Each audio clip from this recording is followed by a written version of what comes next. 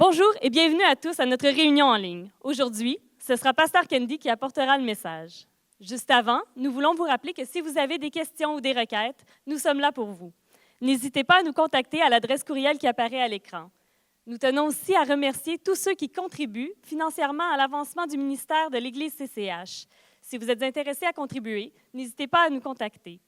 Si vous êtes dans la région de Saint-Jérôme ou les environs, nous vous invitons à venir participer avec nous à nos réunions en présentiel. Sur ce, bonne réunion. Bonjour à tous. Est-ce que vous allez bien? Oui. L'automne commence à s'installer.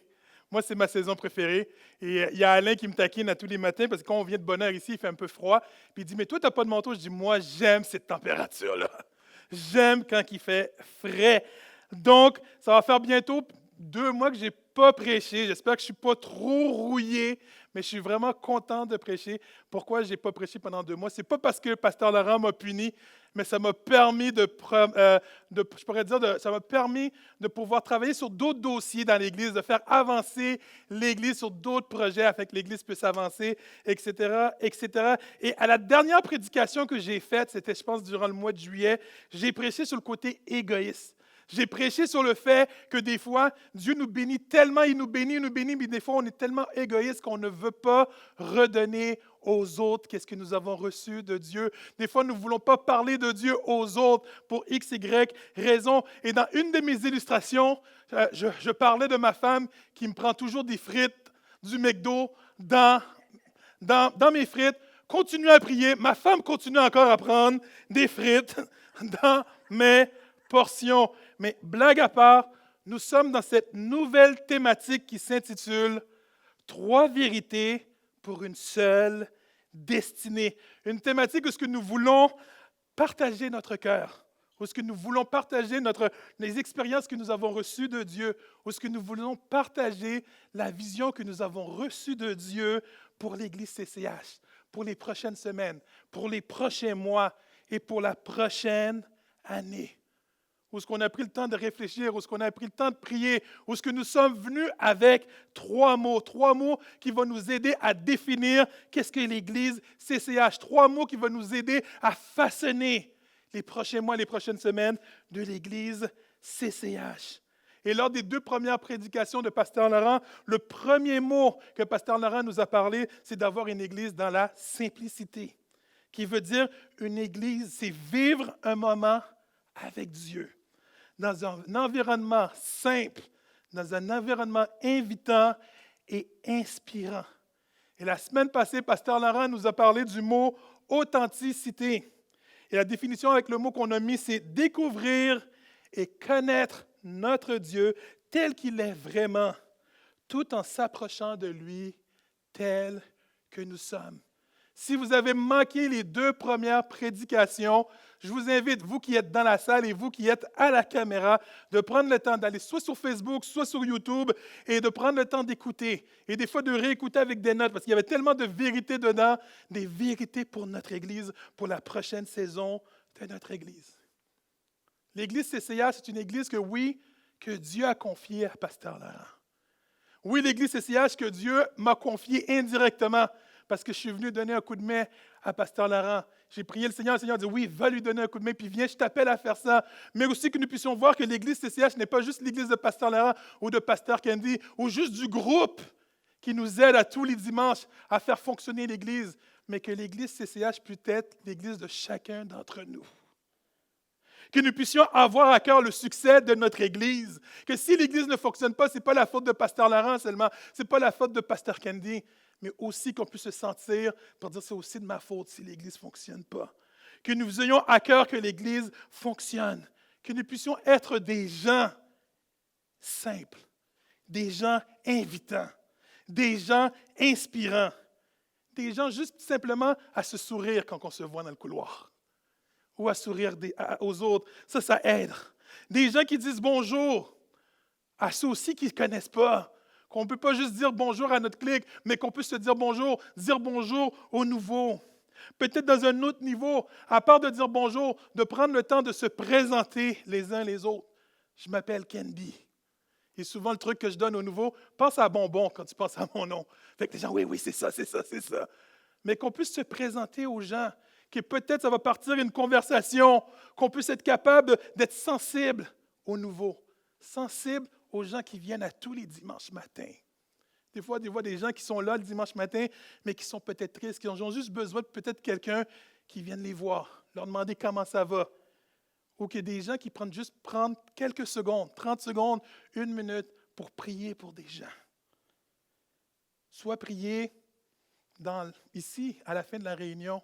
Parce que juste pour vous dire, on peut rester après la réunion. Soyez pas pressés de partir. On peut communier. On peut se connecter ensemble. Soit qu'on peut connecter ensemble dans la grande salle, soit qu'on peut connecter ensemble dans le hall où la table des dons est un petit peu plus loin. On peut connecter dans le parking, mais qu'on puisse prendre le temps de se connecter ensemble. Nous voulons vivre une Église, avoir une Église simple, inspirante et invitante. Une Église voulant écarter tout ce qui est de la religion. Une Église voulant éloigner tout ce qui est de l'hommerie. Mais une Église voulant se rapprocher de tout ce qui est Dieu. Que Dieu puisse prendre toute la place qui lui revient dans cette Église. Complètement toute. Que Dieu puisse prendre la place dans nos vies à chacun de nous. Qu'il puisse nous utiliser pour sa gloire. Que cette Église puisse être une bénédiction pour toutes les personnes qui franchiront les portes de cette Église. À chaque fois que les gens disent « Qu'est-ce qui se passe ici? » C'est tout simplement que nous voulons laisser l'action du Saint-Esprit, laisser Dieu agir dans cette Église, afin que les gens puissent savoir « Wow, on est vraiment bénis », mais que les gens puissent savoir qu'ils sont bénis pas par nous, mais juste par Dieu. Une Église où nous voulons que Dieu soit la vedette constamment. La vedette. Vous savez, au Québec, la moisson est grande.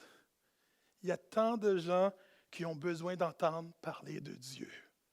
Tant de gens qui ont besoin de se réconcilier avec Dieu. Tant de gens qui ont besoin d'entendre qui est notre Dieu réellement. Pas tout ce qu'ils ont appris ou tout ce qu'ils ont entendu, mais de réapprendre et de voir qui est notre Dieu réellement. Notre chère province du Québec a besoin de réapprendre qui est notre Dieu. A besoin d'entendre qui est notre Dieu réellement. Un Québec blessé. Un Québec abusé, malheureusement par la religion. Puis qu'on puisse faire attention de penser qu'on est meilleur que les autres précédents. Non, on n'est pas meilleur qu'eux. Mais qu'on veut laisser la place à Dieu de faire ce qu'il a à faire. Un Québec qui a besoin de sentir l'amour de Dieu. Un Québec qui a besoin de connaître un Dieu et non une religion. Il y a quelques années de ça, lors d'un de mes cours de théologie, le professeur avait une table au salon de l'exotérisme. Pour ceux qui ne savent pas c'est quoi les salons de l'ésotérisme, c'est tout le salon où il y a les tireurs de cartes, ceux qui lisent dans les mains, et etc., etc., etc., etc. Et il y avait une table chrétienne. Et dans le salon de l'ésotérisme, qu'est-ce qu'on faisait? On offrait aux gens la prière. Les gens venaient, vous pouvez me dire qu'est-ce qui va me passer dans ma vie? Nous autres, on dit non, on ne peut pas savoir qu'est-ce qui va se passer dans ta vie. Nous autres, on peut juste prier pour que Dieu puisse faire ce qu'il a à faire dans ta vie. Puis les gens, ils viennent par curiosité, etc., etc. Et je me souvenais toujours de cette madame, de cette vieille madame québécoise, à peu près dans les 70 ans, qui est venue sur le kiosque.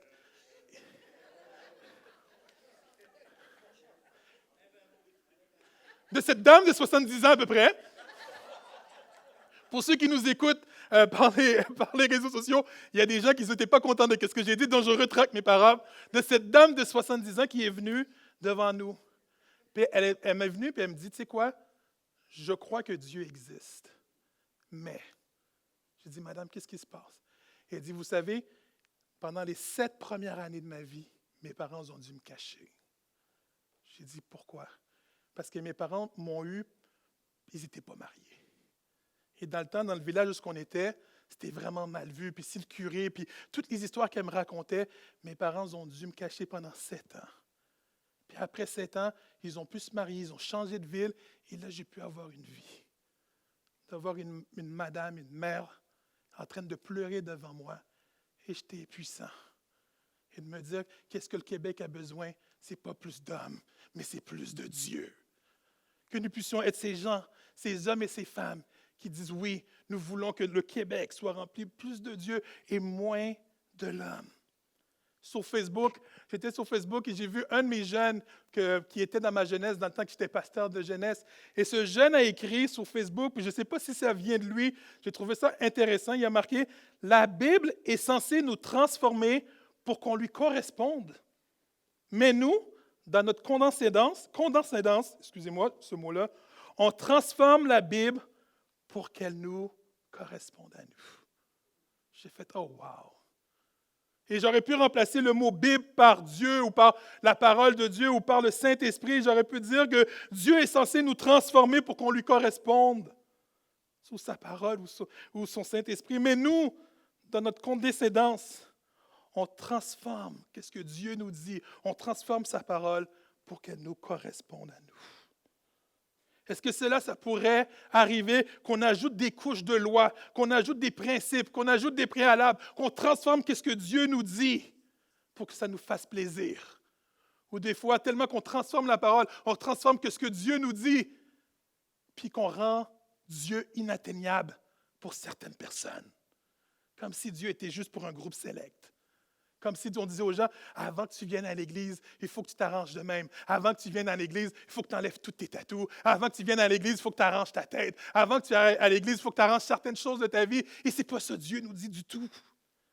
Tant de gens qui ont besoin d'entendre parler de Dieu, si Dieu était comme un aliment, tant de personnes qui ont besoin d'entendre parler de Dieu sans colorant, sans sucre, sans additifs. Et moi, je dirais sans ketchup. Pourquoi du ketchup? Ma femme me chicane tout le temps. Moi, j'aime mettre du ketchup partout. J'aime mettre du ketchup, c'est sûr, dans les frites. J'aime mettre du ketchup dans mon hot dog, c'est clair et net. Mais j'aime mettre du ketchup sur ma lasagne. Je mets du ketchup sur mon pâté chinois. J'aime mettre du ketchup sur mon spaghetti. Je mets du ketchup partout. Puis ma femme me dit tout le temps, pourquoi tu mets du ketchup quand c'est déjà bon? Mais pourquoi nous, on ajoute des fois des couches et des règles? Et des choses qui n'existent pas sur la parole de Dieu, qui n'existent pas, tandis que Dieu est déjà bon. Ce n'est pas assez suffisant. Les gens ont besoin d'entendre parler d'un Dieu d'amour, d'un Dieu qui nous aime sans condition, qu'on puisse arrêter d'ajouter des couches et des couches et des couches, juste dire aux gens, Dieu t'aime comme tu es, comme tu es présentement. Et qu'est-ce que Dieu nous demande seulement de faire? C'est de croire en lui afin que lui puisse faire le travail qu'il a à faire en nous. Pas de dire, commence à travailler sur toi, viens voir Dieu, puis Dieu va faire le reste. Non, Dieu dit, non, crois en moi, et moi, je vais faire le reste de qu'est-ce que j'ai à faire dans ta vie. Ce Dieu qui nous demande constamment, à tous les jours de nos vies, à tous les moments de nos vies, donne-moi la clé de ta vie. Donne-moi la clé de ton cœur. Donne-moi la clé. Laisse-moi conduire. Fais-moi confiance. Aide, laisse-moi faire ce que j'ai à faire dans ta vie. Fais-moi confiance. Il y a quelques années de ça, il y avait une émission qui s'appelait Pimp My Ride. Pour ceux qui connaissent, c'était une émission, c'était extraordinaire, cette émission qui avait beaucoup d'argent de budget, incroyable. Et qu'est-ce qu'il faisait? C'est qu'il s'amusait à aller chercher des voitures, mais des voitures misérables. Tu sais, des voitures qui étaient dignes à la scrap, des voitures qui étaient sales, des voitures qui étaient vraiment, il n'y avait plus rien à faire. Ils allaient voir ces gens-là, ils faisaient le tour, ils nous montraient comment que la voiture était vraiment misérable, comment la voiture était vraiment pitoyable. Il demandait aux gens, est-ce que vous me faites confiance? Et ces gens prenaient la voiture, partaient avec, et ces voitures qui ne valaient sûrement $0, à la fin valaient sûrement des milliers de dollars.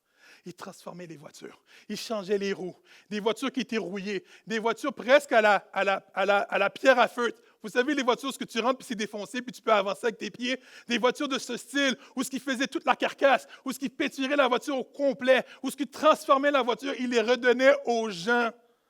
C'était incroyable. Mais imaginez si cette émission-là peut faire ça pour des voitures, qu'est-ce que notre Dieu est capable de faire dans nos vies? Même des fois où on se pense qu'on n'est rien du tout, où que notre vie est finie, mais il y a un Dieu qui dit, si tu me fais confiance, je suis capable de restaurer ta vie. Si tu me fais confiance, je suis capable de transformer ta vie. Si tu me fais confiance, je peux aller même au-delà de ce que tu penses pour ta vie. C'est ce Dieu qu'on sert. Vous savez, nous avons tous besoin d'être changés. Nous avons tous besoin d'être transformés. Nous avons tous besoin d'être renouvelés. Nous avons tous besoin d'être toujours à l'écoute de ce Dieu, d'être des éternels étudiants. Chaque fois qu'on va dire qu'on franchit des niveaux avec Dieu, dis Seigneur, j'ai encore plus de t'apprendre, plus de connaître qui tu es. que nous puissions arrêter de regarder à droite ou de regarder à gauche, mais nous puissions nous concentrer sur le chemin que Dieu a pour chacun de nous. Parce que Dieu a quelque chose de merveilleux pour chacun de nous, mais pour cela, on doit le faire confiance. Seigneur, aide-nous à te faire confiance. Et aujourd'hui, le titre de ma prédication, qui veut dire aussi qui sont aussi 3 vérités que Dieu veut nous ramener dans notre vie. Dieu veut nous rappeler aujourd'hui que je suis le chemin, je suis la vérité et je suis la vie pour ta vie. Je suis le chemin, je suis la vérité pour ta vie. Je suis le chemin, je suis la vérité pour tes problèmes personnels. Que peu importe ce qui se passe dans ta vie, je suis celui qui est capable de te dire quoi faire. Je suis celui qui est capable de te dire comment réfléchir. Je suis celui qui est capable de te dire quelle décision que tu dois prendre. Mais est-ce qu'on est prêt à prendre ce chemin? Dieu veut nous rappeler qu'il est le chemin, la vérité et la vie pour notre Église, CCH. C'est ce qu'il veut. Pourquoi aller ailleurs quand nous pouvons trouver tout en Dieu? Pourquoi aller ailleurs? Pourquoi oublier que Dieu est le chemin, la vérité et la vie? Mais si tu veux la paix, il est la réponse. Si tu veux la tranquillité dans ta vie, il est la réponse. Si tu veux du repos, il est la réponse. Si tu veux être tu veux un accomplissement dans ta vie incroyable, tu veux être dans les plans de Dieu, tu veux que... C'est la réponse. Dieu est notre réponse. Même des fois, des plans qu'on n'aurait jamais imaginés. Si tu veux du wow dans ta vie, Dieu est la réponse. Dieu est la réponse pour l'accomplissement qu'il a pour chacun de nous, pour le plan qu'il a pour chacun de nous. Dieu a des plans incroyables. Des fois, quand on entend des témoignages de personnes que leurs vies ont été changées, tu te dis, wow, même eux autres disent, j'aurais jamais pensé à ça. Mais grâce à Dieu, il me permet de connecter à lui et puis il me permet d'être dans ses plans. Et peu importe la situation dans ta vie, et peu importe la situation dans nos vies, Dieu veut nous rappeler, je suis le chemin, je suis la vérité et je veux t'amener la vie. Je suis la solution que tu as besoin. Mon petit garçon a commencé à jouer au football américain, pas au soccer, mais au football américain. Et donc, en même temps, il manquait d'entraîneur. Je me suis dit, je vais entraîner aussi. Donc, j'ai déjà été entraîneur, j'ai déjà joué. Et mon gars, il voulait jouer à une position incroyable. Il voulait être sur la ligne défensive. La ligne défensive, c'est celui que tu plaques tout le monde. Tu vas aller prendre le carrière, le jeter à terre, puis yes, yes, yes, etc., etc. Lui, c'était son rêve. Donc, on pratiquait. Mon gars, il a 11 ans. Et dans la catégorie où il joue, malheureusement, il y a des limites de poids. Quand tu franchis 150 livres, tu peux jouer juste à une seule position. Et puis, c'est la position la plus plate. C'est jouer sur la O-line, jouer comme sur la ligne offensive où tu fais juste bloquer des gens. Et quand j'ai su qu'il y avait cette règle, je lui ai dit, comment je vais faire pour lui dire? J'avais peur de casser son rêve. J'avais peur qu'il arrête de jouer. J'avais peur qu'il dise, tu sais quoi, j'abandonne, papa, je ne comprends pas. Et mon gars il est plus lourd de 10 livres. Mais mon gars, il est plus grand et tout, mais cette ligue-là, c'est comme ça parce qu'ils veulent protéger les plus petits. Et je peux comprendre. Mais comment j'allais faire pour annoncer à mon gars qu'il ne pourrait pas jouer à la position qu'il voulait? Puis j'espérais qu'il continue à jouer au football. Et je me souviens de cette journée où j'ai appris la nouvelle. Je m'en allais dîner avec des amis. Et puis durant tout le long que j'étais en train de conduire, je dis, Seigneur, qu'est-ce qui va arriver? Comment je vais faire, Seigneur, pour lui annoncer? Comment je vais faire pour lui annoncer? Et durant tout le chemin que je suis en train de faire, Dieu est en train de dire, Kenzie, fais-moi confiance. Je dis, Seigneur, c'est beau de faire confiance, mais mon gars, qu'est-ce que je vais faire avec? Dieu me disait tout le long du chemin, Kenzie, fais-moi confiance. Je dis, ouais, Seigneur, c'est bien beau de faire confiance, puis mon gars, Kenzie, fais-moi confiance. À la fin, j'ai dit, c'est quoi, Seigneur? Je lâche le bâton. J'étais allé à mon dîner, j'ai passé un super bon dîner. Je suis revenu à la maison et mon gars passait dans le couloir. Et je dis, bon, let's go. J'appelle mon gars et je dis, tu sais, Noah, voici qu'est-ce qu'il y en est. Tu ne pourras pas jouer sur la ligne défensive. Tu devras jouer sur la ligne offensive. Et si tu perds du poids durant la saison, pour les séries éliminatoires, tu pourras revenir et tout. Mon gars était abattu. Tu sais, il dit, papa, il est parti, puis 30 secondes, il revient. Il dit, c'est correct, papa. J'ai fait, rapport. Puis il dit, papa, c'est correct. Je vais faire ce que j'avais à faire, puis je vais continuer à jouer au football, puis à un moment donné, sûrement, je vais revenir sur la ligne défensive. Puis là, je me suis rappelé qu'est-ce que Dieu me disait. Fais-moi confiance. Fais-moi confiance. Le nombre de fois qu'on s'inquiète, Où ce que Dieu dit, arrête de t'inquiéter, arrête de gâcher ta journée, arrête de gâcher ta semaine, fais-moi juste confiance. Un Dieu qui vous nous répétez, je suis le chemin, je suis la vérité et je suis la vie. C'est cette phrase que Jésus a dit à ses disciples après leur avoir dit que dans les prochains jours, il ne sera plus avec lui, avec eux autres, qu'il allait être trahi, qu'il allait être vendu aux autorités.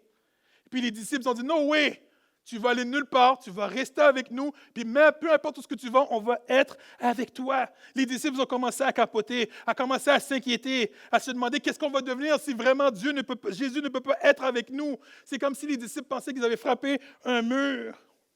Vous savez pourquoi? Parce que les disciples connaissaient la valeur de Jésus. Et les disciples connaissaient qu'est-ce que Jésus leur amenait dans leur vie. Il dit, comment on pourrait se séparer de cet homme qui a transformé nos vies? De cet homme qu'on aurait pu être des simples pécheurs, des simples, qu'est-ce qu'on faisait avant, mais il nous a dit, faites-moi confiance, les gars, et je veux vous amener à un autre niveau. Je veux vous amener à d'autres projets que j'ai pour vous dans votre vie. Des disciples qui ont été transformés par la présence de Jésus. Des disciples qui auraient pu rester où ils étaient, mais qui ont fait confiance à Dieu. Est-ce qu'on pourrait des fois faire confiance à Dieu comme les disciples l'ont fait et voir des fois le miraculeux s'installer dans nos vies? Des disciples qui ont décidé d'abandonner qu'est-ce que Dieu leur avait demandé d'abandonner, afin de vivre cette folle aventure qui est d'avoir la foi en Dieu, d'avoir la foi en Jésus, d'avoir confiance en Dieu. Et la question que je pourrais vous poser aujourd'hui, qu'est-ce que Dieu te demande d'abandonner? Mais tu continues à tenir. C'est quoi qu'il te demande d'abandonner? Je lisais dans un livre où, je pense que j'écoutais une prédication de Teddy J qui disait qu'il lui avait entendu dans un meeting, qu'est-ce qui est plus dur? Ce n'est pas d'atteindre un but de quelque chose. Qu'est-ce qui est plus dur? C'est de laisser tomber qu'est-ce qui doit être laissé tomber afin d'atteindre le but. Qu'est-ce que nous devons abandonner dans notre vie? Jean 14, versets 1 à 6, il nous dit, Jésus dit à ses disciples, « Ne soyez pas inquiets, croyez en Dieu et croyez en moi. Dans la maison de mon Père, il y a beaucoup d'endroits pour habiter. C'est pourquoi je vous ai dit, je veux vous préparer une place. Et quand je serai allé vous préparer une place, je reviendrai et vous prendrez avec moi. De cette façon, vous serez vous aussi là où je suis. Le chemin qui conduit là où je vais, vous le connaissez. » Thomas lui dit, « Seigneur, nous ne savons pas où tu vas. Comment est-ce que nous pourrions connaître le chemin? » Jésus répond, « Le chemin, la vérité et la vie, c'est moi. » Et Jésus veut encore nous dire, et Dieu veut nous dire encore aujourd'hui, le chemin, la vérité et la vie, c'est moi. Vous savez, ma mère, vous ne savez pas, mais je vous le dis, ma mère et mon père sont des couturiers. Toute ma vie, on a vécu dans une maison remplie de tissus, remplie de livres à coudre, remplie de machines à coudre. Puis d'ailleurs, quand je vais encore chez mes parents, je dis, mais pourriez-vous vous débarrasser de quelques machines à coudre? Rempli de fils, rempli d'aiguilles, etc., etc. Et ma mère faisait des vêtements avec mon père. Ils avaient un magasin, donc ils faisaient les vêtements, ils les cousaient et tout, puis ils les vendaient dans leur magasin de vêtements. Donc on a vécu dans les tissus. Et juste pour vous dire comment on a vécu dans les tissus, tous nos vêtements de jeunesse, c'était nos parents qui les faisaient.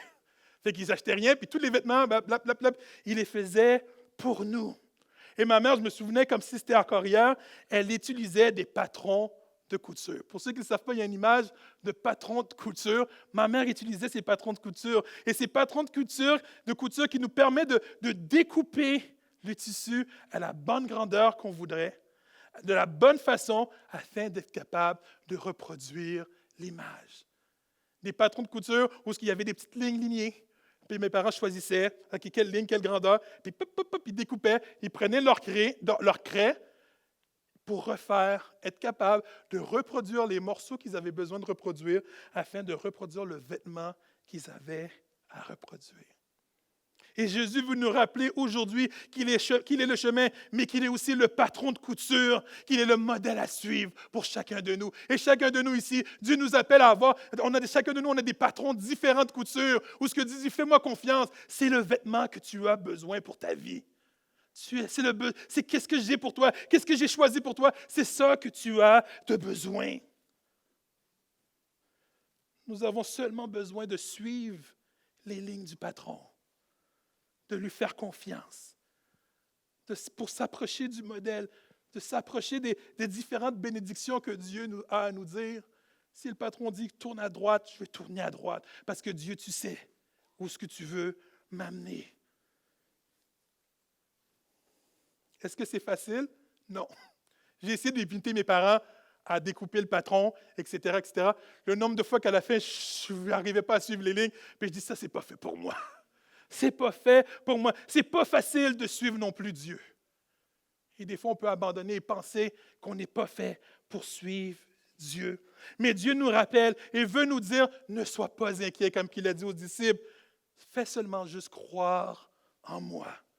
Et moi, je ne te laisserai pas tomber.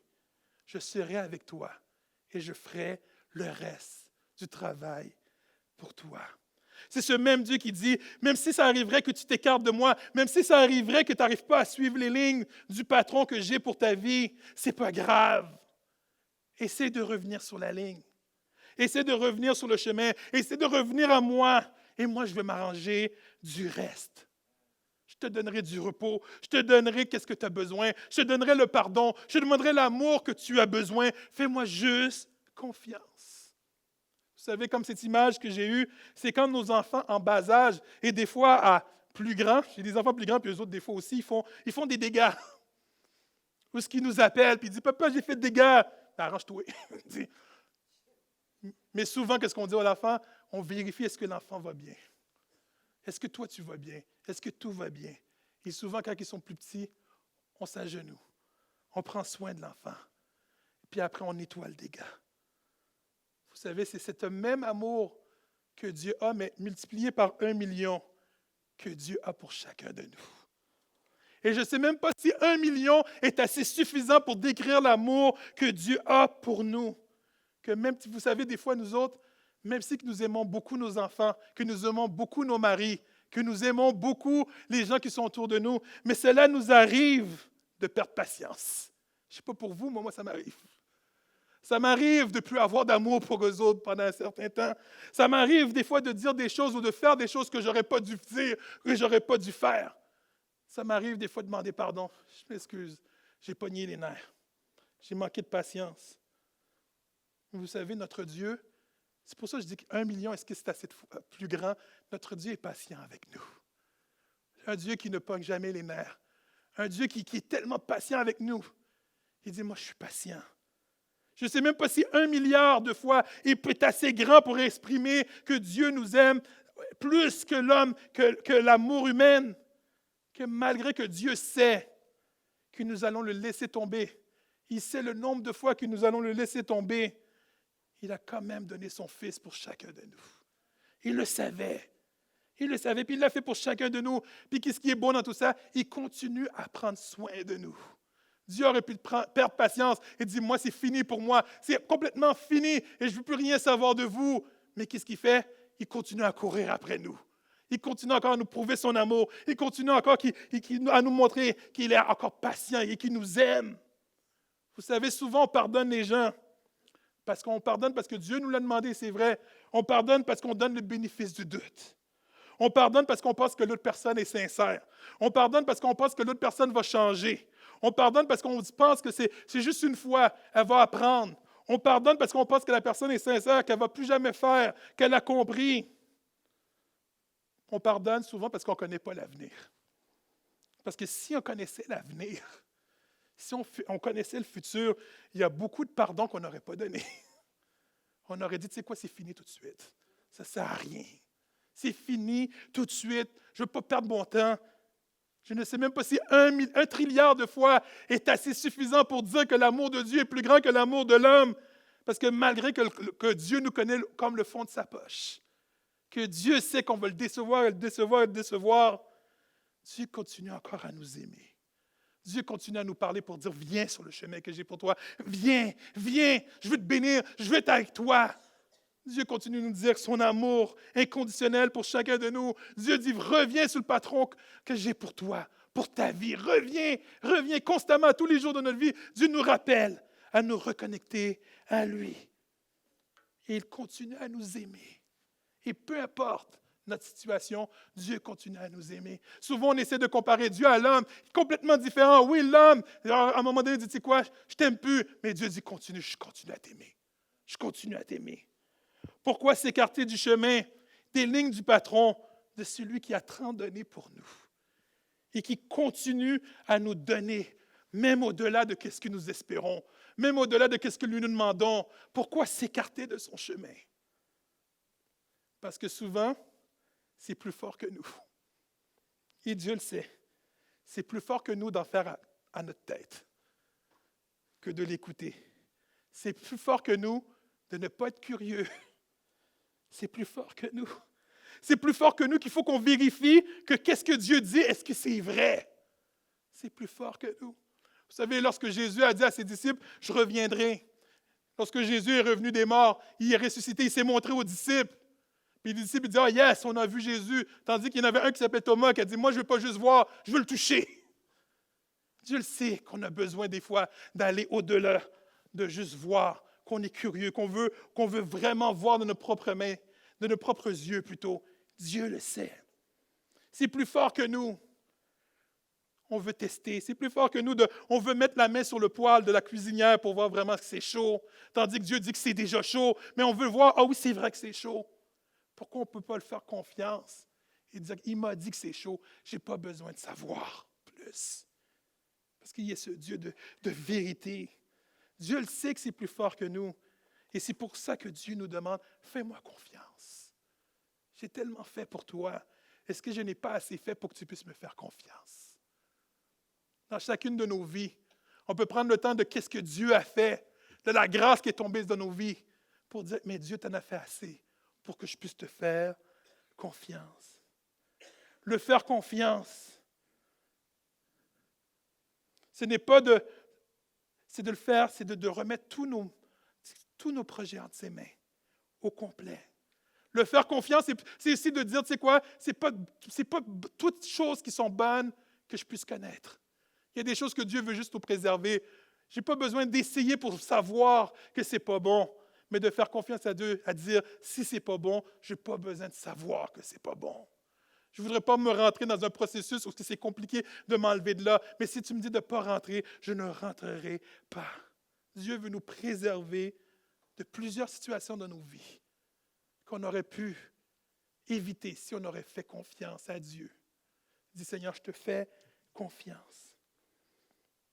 Entre nous et lui, qu'on puisse avoir, je pourrais dire, la certitude et la conclusion qu'il est le meilleur conducteur pour nos vies que nous. Seigneur, tu sais mieux que moi qu'est-ce qui est bon pour ma vie. Tantôt, j'ai parlé de l'authenticité, que nous voulons une Église dans l'authenticité, qui veut dire découvrir et connaître Dieu tel qu'il est vraiment, tout en s'approchant de lui tel que nous sommes. De s'approcher à Dieu avec nos forces, mais aussi avec nos faiblesses, avec nos craintes. S'approcher avec Dieu avec nos forces, nos points forts, mais aussi avec nos lacunes. S'approcher devant Dieu avec nos bons coups, mais aussi avec nos erreurs. S'approcher devant Dieu avec nos victoires, mais aussi avec nos défaites. S'approcher devant Dieu avec ce que nous sommes fiers, mais aussi avec ce que nous avons honte. S'approcher avec Dieu en ne portant pas de masque. Parce que Dieu dit, regarde, je vois déjà ce qu'il y a en dessous, mais pas de masque. Mais viens tel que tu es. Peu importe l'état de ta vie, je suis le chemin encore. Je suis la vérité et je suis la vie. Vous savez, Jésus, lors de sa vie terrestre, il était suivi par plusieurs types de personnes. Il était suivi par des gens qui l'aimaient beaucoup. Il était suivi par ses disciples. Il était suivi par plusieurs personnes qui l'aimaient beaucoup. Des gens qui disaient, c'est quoi, on veut apprendre de Dieu, on veut apprendre de Jésus, on veut être avec toi, Jésus, on veut avoir du temps avec toi. Mais aussi, il était aussi suivi par des gens qu'il n'aimait pas, des gens qui voulaient juste le voir, je pourrais dire, tomber, des gens qui voulaient juste le tester, des gens qui voulaient juste, tout simplement, attendre qu'il fasse un faux pas pour dire aux gens, vous voyez, qu'est-ce qu'il dit qu'il est, il ne l'est pas. Et Jésus qui prenait le temps de connecter avec tout le monde, avec peu importe le niveau de la société, peu importe qui ils étaient, Jésus prenait le temps de connecter. Et Luc 5, versets 30 à 32 nous dit, les pharisiens et les spécialistes de la loi qui appartenaient à leur parti s'indignaient et ils interpellèrent les disciples de Jésus. Comment pouvez-vous manger et boire avec ces collecteurs d'impôts, ces pécheurs notoires? Juste pour vous dire, malheureusement, ce sont des hommes. Et oui, ils collectaient les impôts, mais malheureusement, ils ne faisaient pas juste collecter les impôts qu'ils devaient prendre, mais aussi ils se remplissaient les poches. Jésus leur répondit, « Ceux qui sont en bonne santé n'ont pas besoin de médecins. Ce sont les malades qui en ont besoin. Ce ne sont pas des justes, mais des pécheurs que je suis venu appeler à changer. » Jésus n'est pas venu seulement pour ceux qui sont parfaits. Je veux juste vous rappeler que personne n'est parfait et que la perfection n'est pas de ce monde. Ça n'existe pas, à part sur Facebook, excusez-moi, et sur Instagram. La perfection est là. Mais pour de vrai, à part ça, ça n'existe pas. Mais pour toute l'humanité, Dieu est venu pour toute l'humanité. Jésus est venu pour toute l'humanité. Pour chacun de nous. Nous qui sommes imparfaits. Nous sommes tous imparfaits. Ce qui cause l'Église d'être imparfaite. C'est pas possible. L'Église n'est pas une bâtisse. La preuve, on est dans un cinéma. C'est pas une bâtisse. Mais l'Église, c'est l'ensemble de chacun de nous qui formons l'Église CCH. Malgré que nous sommes imparfaits, lui, Dieu reste parfait. Il restera parfait. C'est pour ça qu'à tous les dimanches, nous nous efforçons à donner toute la place à celui qui est parfait. Nous nous efforçons à laisser la place à celui qui est le modèle à suivre, qui est le meilleur patron, le meilleur exemple, le meilleur modèle dans nos vies, afin qu'il puisse continuer et même des fois commencer et continuer. Qu'est-ce qu'il veut faire dans nos vies? Soit nous transformer, qu'on puisse être plus proche de lui. Et à un moment donné, moi et Pasteur Laurent, on parlait, puis c'est sûr qu'on a la même vision sur l'Église. Si l'Église n'est plus une place pour les malades, si l'Église n'est plus une place pour ceux qui sont loin de Dieu, si l'Église n'est pas une place pour simple, invitante et inspirante pour des gens qui veulent juste être curieux de savoir qu'est-ce qu'il y en est, et peu importe le statut de la personne, on peut fermer les portes de l'Église. Parce que le but de l'Église, c'est de faire connaître notre Dieu à ceux qui ne le connaissent pas. Et de nous faire grandir, nous qui le connaissons, et de nous faire grandir dimanche après dimanche.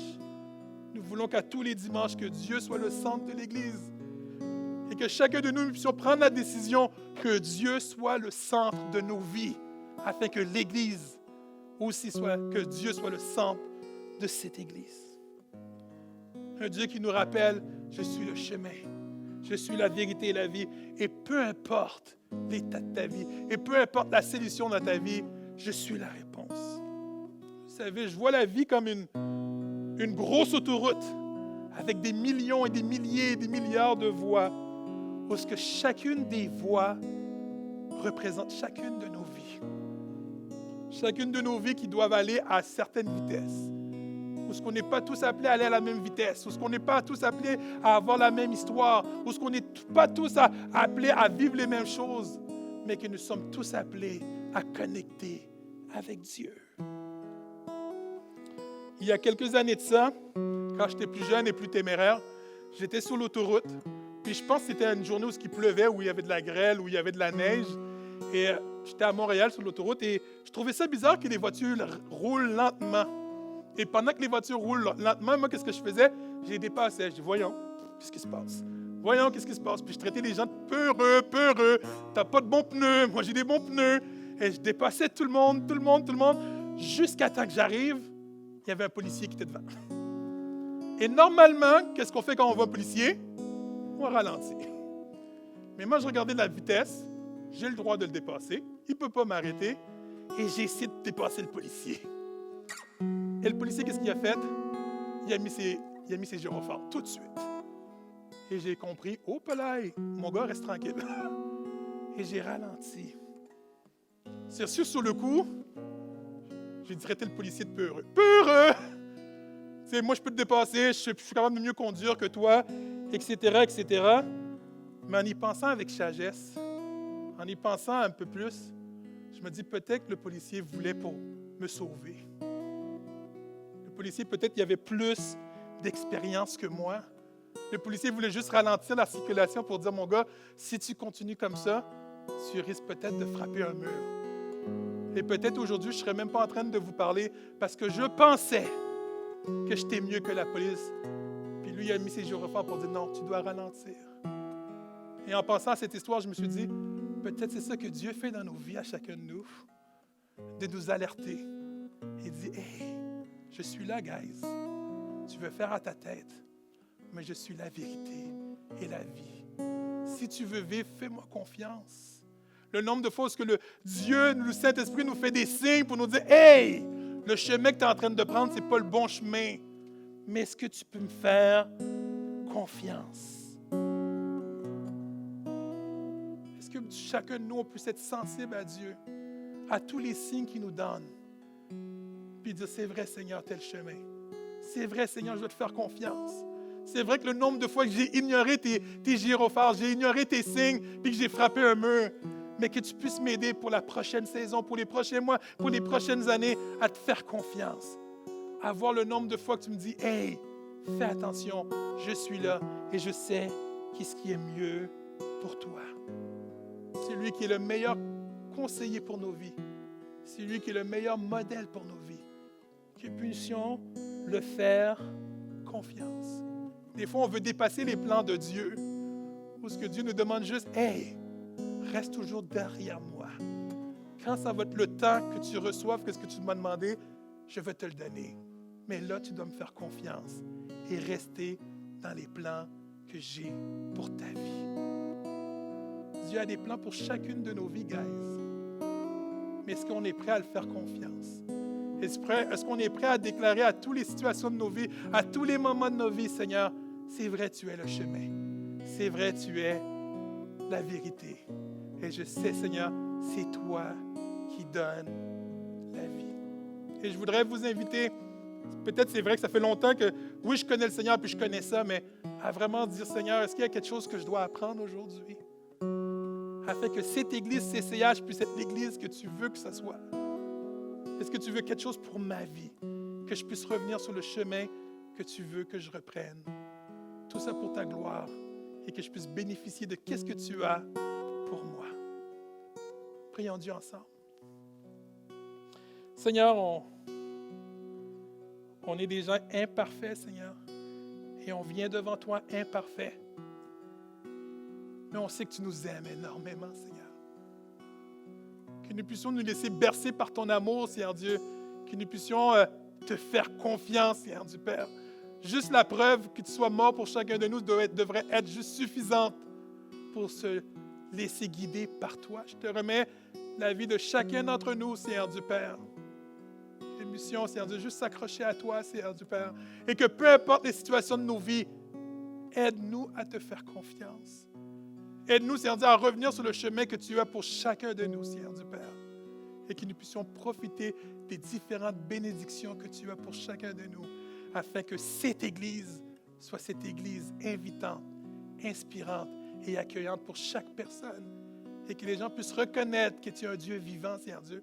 Je te prie pour la province du Québec, Seigneur Dieu Père, avec presque même moins d'1% de croyance, Seigneur Dieu. Que les gens puissent te connaître tel que tu es, Seigneur Dieu. Que nous puissions te prêcher, Seigneur Dieu, sans fil, sans additifs, sans rien, et que les gens puissent te connaître tel que tu es et voir comment tu es un Dieu bon, miséricordieux, un Dieu de grâce, mais avant tout aussi un Dieu d'amour, Seigneur. Garde-nous, bénis-nous, Seigneur Dieu, et c'est ainsi que je te prie, dans le nom de ton Fils Jésus-Christ, qui vit au siècle des siècles, et que tout le monde puisse dire Amen.